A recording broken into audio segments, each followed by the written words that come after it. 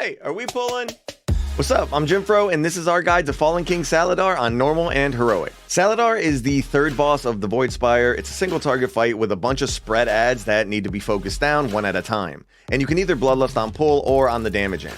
Before you pull, make sure that the majority of your raid has an interrupt talented for the fractured images that spawn throughout the fight. During testing, you could knock and grip the images as well. You'll start by pulling the boss to the middle of the room. Salhadaar spawns 2 void orbs from one of these 3 spawn locations, and these orbs are slowly moving towards the boss. The orbs can't be CC'd and need to be killed before they reach him. If an orb ever gets to the boss, you're dead. On normal, you can just nuke the void orbs right away and get right back to DPS in the boss, but on heroic, killing an orb puts a dot on the entire raid, so you definitely don't want to kill both adds at the same time. Instead, ping one and have everyone focus that one down first. This means the DPS need to get off the boss to make sure that the first add dies super quick. Then wait for the dot to fall off before killing the second orb. And because the orbs are always moving toward the boss, the tanks need to keep moving him around the room away from the orbs. A few seconds after the void orbs spawn, the boss will also spawn a few fractured images around the room. These images need to be interrupted to stop their cast and despawn the image. If a cast gets off, it'll drop a pool of bad under the image that deals heavy damage to anyone standing in it.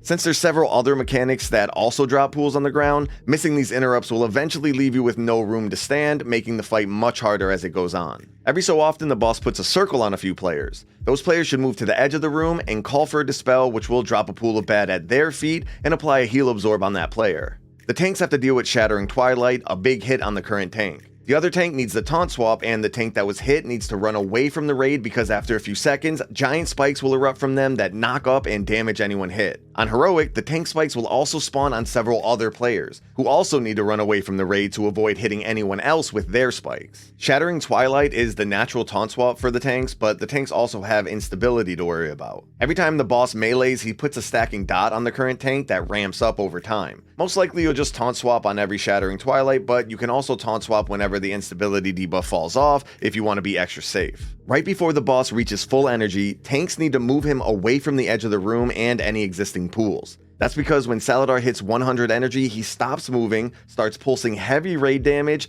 takes 25% increased damage, and spawns several rotating beams. Everyone needs to quickly find a safe spot between the beams and rotate with them while blasting the boss during the burn window. Once the beams are finished, the boss will drop a pool on the ground that gets pretty big after a few seconds. This pool, along with the pools from the images and the circle drop mechanics, acts as the fight's soft and rage, because eventually you'll just run out of room. So good pool placement is the key to this fight for sure. And that's pretty much it. Here's a quick recap for you to review or screenshot for later. You can find all of our recaps over at the Ready Check Pull Discord. Big thank you to our supporters on Patreon for making these videos possible. And don't forget, this expansion we're putting way more resources into our Patreon, so if you're interested in extended heroic walkthroughs, mythic walkthroughs, and a bunch more, check out the links in the description. Peace.